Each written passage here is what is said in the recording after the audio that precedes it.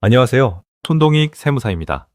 지난 영상에서 장특공제 폐지가 아파트 소유자에게 얼마나 큰 충격인지 말씀드렸는데요. 오늘은 아파트 소유자보다 훨씬 더 심각한 피해를 받는 분들 이야기를 해드리려고 합니다. 바로 부모로부터 농지나 임야를 상속받은 분들, 상가나 공장을 임대하는 분들, 그리고 공장을 직접 운영하시는 제조업 사업주분들이에요. 이분들은 아파트 소유자와 달리 1세대 1주택 비과세라는 안전망 자체가 없어요. 장특공제가 사실상 유일한 공제 수단이었는데 그게 폐지되면 선택지가 거의 사라집니다. 오늘은 세 가지 그룹으로 나눠서 각각의 문제와 지금 당장 해야 할 전략을 구체적으로 알려드리겠습니다. 시작합니다. 첫 번째, 부모로부터 농지나 임야를 상속받은 분들입니다. 이분들이 왜 가장 심각하냐고요? 세 가지 이유가 있어요.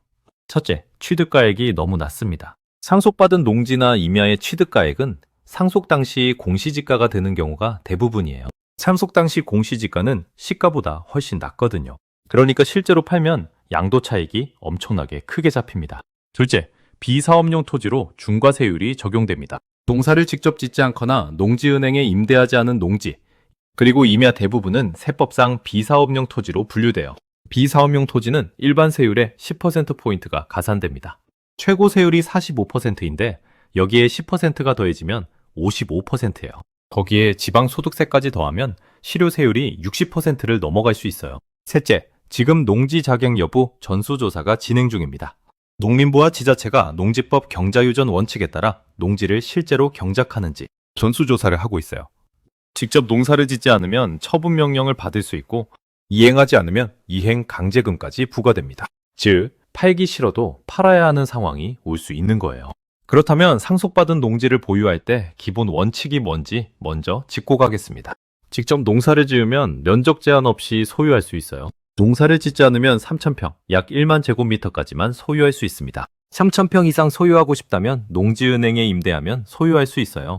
그리고 등기할 때는 농지 취득 자격 증명 없이도 상속으로 이전이 가능합니다. 이게 농지법의 기본 틀이에요. 지금 당장 취할 수 있는 전략을 말씀드릴게요. 첫째 전략은 2026년 12월 31일 이전 매각입니다. 가장 확실한 방법은 올해 안에 파는 거예요. 현행 장특공제가 그대로 적용되거든요. 문제는 농지와 임야는 매수자를 구하기가 쉽지 않다는 거예요. 농지는 농지법상 매수자가 농업인이거나 농업 목적 취득이어야 하고, 임야는 산지관리법상 전용 허가 절차가 복잡합니다. 지금 바로 지역 공인중개사에 내놓으시고 농지은행 매도 위탁도 동시에 신청하세요. 늦어도 2026년 9월 안에는 계약이 돼야 12월 31일 잔금을 맞출 수 있습니다. 둘째 전략은 실제 작용으로 전환하는 겁니다. 당장 팔기 어렵다면 직접 농사를 짓는 방법이 있어요.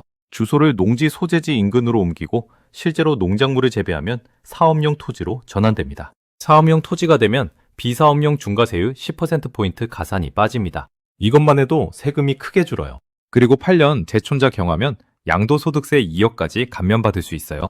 다만 자격농지 감면은 8년 이상 직접 재촌 작용해야 감면이 적용됩니다. 장기간 주소만 옮겨놓고 작용하지 않으면 세무서에서 부인합니다. 실제로 농사를 지어야 해요. 셋째 전략은 농지은행에 임대 위탁하는 겁니다. 직접 작용이 어렵다면 한국농어촌공사가 운영하는 농지은행에 임대 위탁을 신청하세요. 농지은행에 임대하면 비사업용 토지 판정을 피할 수 있는 경우가 있어요. 다만 임대기간과 조건에 따라 판단이 다를 수 있으니 사전에 반드시 세무사와 확인하세요. 농지은행 임대위탁은 관할 농어촌공사 지사에 신청하시면 됩니다. 넷째 전략은 자녀 증여 전환을 검토하는 겁니다. 지금 자녀에게 증여하는 방법도 있어요. 증여하면 자녀의 취득가액이 증여 시점 시가로 높아지기 때문에 나중에 자녀가 팔 때 양도 차익이 줄어듭니다. 단, 증여 후 10년 이내에 양도하면 2월 과세가 적용되어 절세 효과가 없을 수 있으니 반드시 확인하세요. 이때도 농지 취득 자격 증명이 있어야 합니다. 다섯째, 임야를 보유한 분들입니다. 임야는 대부분 비사업용 토지로 중과세율이 적용됩니다. 임야가 사업용으로 인정받으려면 임야 소재지와 동일 또는 인접 시공구나 직선거리 30km 이내 지역에 실거주지를 해야 합니다. 2026년 12월 31일 이전 매도를 최우선으로 검토하세요. 토지가 여러 필지일 경우 일부 필지만이라도 매도하여 장특공제도 받고 나머지는 추후 양도하고 세액공제를 받으면 됩니다. 임야는 매수자를 구하기가 농지보다 더 어렵습니다. 지금 바로 부동산에 내놓으세요. 당장 팔기 어렵다면 임야 소재지의 동일 또는 인접 시군구나 직선거리 30km 이내 지역에 주소지를 옮기세요. 비사업용 중과세율을 10%포인트 가산을 피하는 것만으로도 절세 효과가 큽니다. 두 번째, 상가나 공장을 임대하는 분들입니다. 이분들의 핵심 문제는 2건 이상 보유한 경우예요. 현행 장특공제는 거래할 때마다 적용됩니다. 10채를 팔면 10번 공제를 받아요. 하지만 개정 후에는 평생 딱 한 번 2억 한도로만 공제받습니다. 구체적인 숫자로 비교해 드릴게요. 수도권 상가 2채 보유, 각각 양도차익 8억과 5억이라고 해볼게요. 현행 제도라면요.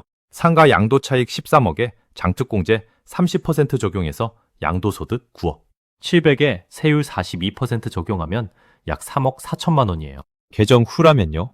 상가 양도차익 13억에 공제 없이 양도소득 13억에 세율 45% 적용하면 약 5억 1천만 원이에요. 세액공제 2억 적용하면 양도소득 3억 1천만 원이에요. 2건이면 비슷해 보이죠? 맞아요. 2건이면 비슷할 수 있어요. 하지만 양도차익이 13억 이상이거나 양도 물건이 3건, 4건부터는 폭발적으로 차이가 납니다. 세 번째, 네 번째 상가는 세액공제도 없고 장특공제도 없어요.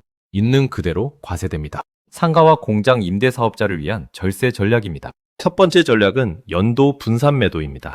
같은 해에 2채를 팔면 양도차익이 합산돼서 높은 세율 구간으로 올라갑니다. 연도를 달리하면 각각 낮은 세율을 적용받아요.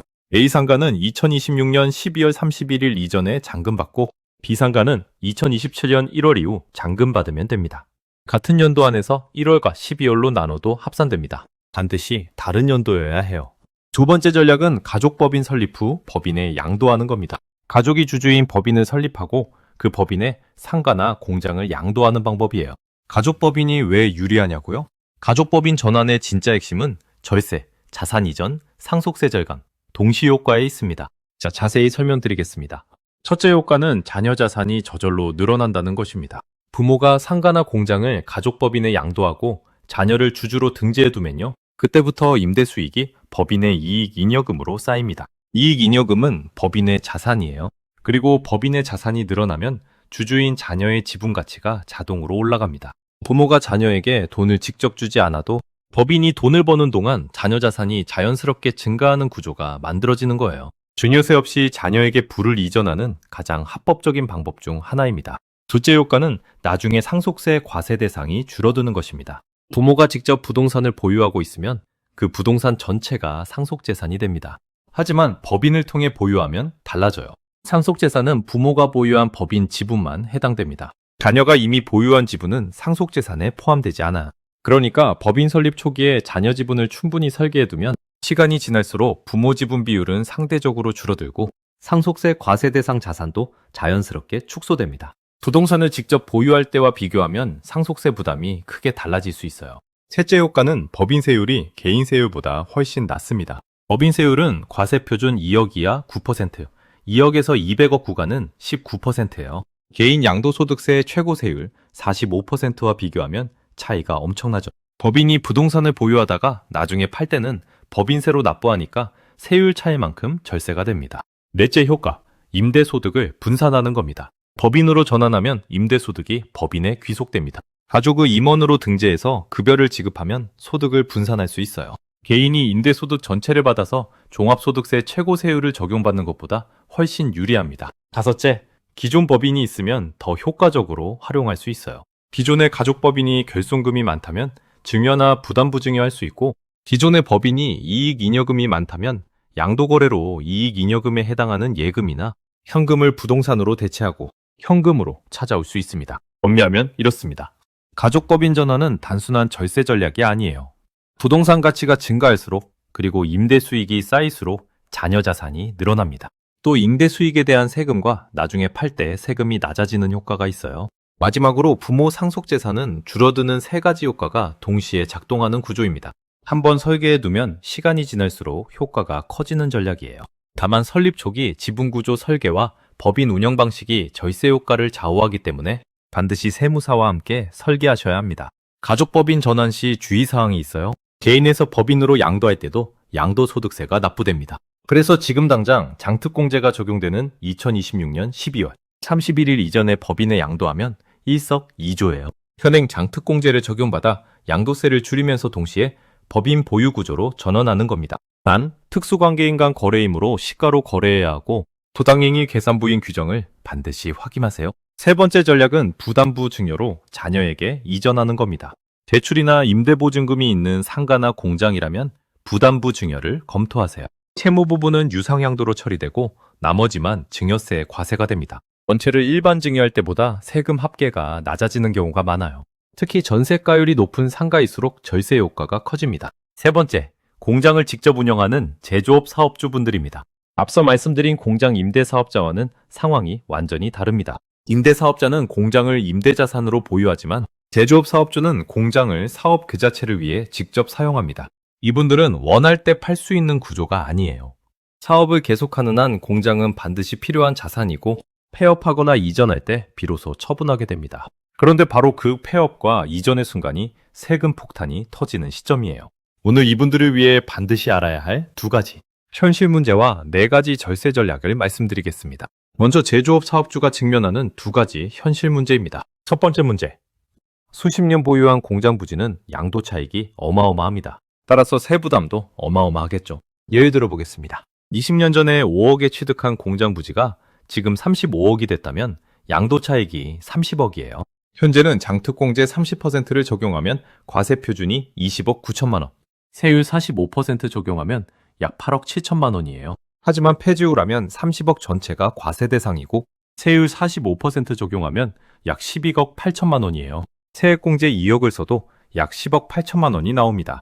여기서 양도차익 30억일 때 세금 부담이 2억이 늘어나지만 양도차익이 많을수록 세부담 차이는 훨씬 많아집니다. 두 번째 문제, 공장 이전을 해야 하는데 세금이 무서워서 못하는 상황이 생깁니다. 수도권 공장을 지방으로 이전하려 해도 기존 공장 부지를 팔 때 나오는 세금 때문에 이전 자체를 포기하는 경우가 많아요. 이 문제를 해결할 수 있는 아주 강력한 조항이 있습니다. 지금부터 말씀드리는 세 가지 절세 전략이 이 문제들의 해법이에요. 첫 번째 전략, 조세특례 제한법. 제85조의 2, 수도권 공장 지방 이전, 양도소득세 100% 감면입니다. 수도권 과밀억제 권역 안에 있는 공장을 지방으로 이전하는 경우 기존 공장 부지와 건물을 매각할 때 양도소득세가 100% 감면됩니다. 세금이 제로가 되는 거예요. 이 감면은 장특공제 폐지와 완전히 무관하게 유지됩니다. 여기서 중요한 조건을 말씀드릴게요. 수도권 과밀억제 권역 내 공장을 실제로 가동한 기간이 2년 이상이어야 합니다. 지방 이전 후 4년 이상 계속 사업을 운영해야 하고 이전 전 공장과 같은 업종이어야 해요. 이 조건만 충족하면 수십억 원의 양도소득세가 한 푼도 나오지 않습니다. 지방 이전을 조금이라도 고려 중이신 분들은 이 조항을 반드시 검토하세요. 두 번째 전략, 조세특례 제한법. 제32조, 법인 전환에 따른 양도소득세 2월 과세입니다. 개인 사업자가 법인으로 전환하면서 공장을 법인에 현물 출자하면 지금 당장 양도소득세를 내지 않아도 됩니다. 법인이 나중에 그 공장을 팔 때 법인세로 납부하는 구조예요. 왜 유리하냐고요? 법인세율은 과세 표준 2억 이하 9%, 2억 초과 200억 이하 19%예요. 개인 양도소득세 최고 세율 45%와 비교하면 세율 차이가 엄청나죠. 그리고 지금 당장 큰 돈을 내지 않아도 되니까 사업 자금에도 여유가 생깁니다. 다만 이 2월 과세 특례를 받으려면 법인 전환 후 5년 이내에 해당 자산을 처분하면 2월 과세가 취소되고 소급 과세됩니다. 5년 이상 법인이 보유해야 한다는 점을 반드시 기억하세요. 세 번째 전략, 조세특례 제한법 제62조, 중소기업 간 통합에 따른 양도소득세 2월 과세입니다. 사업을 정리하거나 합치는 과정에서 다른 중소기업과 통합하는 경우 이 조항을 활용할 수 있어요. 통합 과정에서 발생하는 양도소득세를 2월에서 나중에 납부하는 구조입니다. 사업 승계나 합병을 고려 중이신 분들은 이 조항을 반드시 검토하세요. 법인 전환을 고려 중이라면 2026년 12월 31일 이전에 법인의 공장을 양도해서 현행 장특공제를 적용받으면서 2월 과세 특례도 함께 활용하는 두 마리 토끼를 잡을 수 있습니다. 그리고 사업용 부동산 감면 규정은 반드시 세무사와 함께 검토하세요. 이 조항들을 모르고 세금을 내는 것과 알고 활용하는 것은 수억 원의 차이가 납니다. 마무리입니다. 세 그룹별로 한 줄씩 정리하겠습니다. 상속농지와 임야 보유자. 2026년 12월 31일 전 매각이 최우선입니다. 매각이 어렵다면 실제 자경으로 전환하거나 농지은행에 임대 위탁하세요. 자경 없이 주소만 옮기는 건 세무서가 다 합니다. 상가와 공장, 임대사업자 2건 이상이라면 연도 분산 매도와 가족법인 전환을 지금 바로 설계하세요. 2026년 12월 31일 이전에 법인에 양도하면 장특공제와 증여세 절세를 동시에 잡을 수 있습니다. 제조업 공장을 직접 운영하시는 사업주, 조세특례제한법 제85조의 2, 수도권 공장 지방이전, 100% 감면과 제32조 법인 전환 2월 과세를 반드시 확인하세요. 이 두 조항을 모르고 세금을 내는 것과 알고 활용하는 것은 수억 원 차이가 납니다. 마지막으로 한 말씀 드릴게요. 이 법안이 통과되지 않을 수도 있어요. 하지만 준비했다가 통과되지 않으면 잃는 게 없어요. 준비 안 했다가 통과되면 돌이킬 수 없습니다. 세금은 아는 만큼 줄어들고 모르는 만큼 납부하게 됩니다. 지금 바로 세무사와 상담 예약하시고 본인의 부동산 포트폴리오 전체를 점검하세요. 오늘 영상이 도움이 됐다면 좋아요와 구독 부탁드립니다.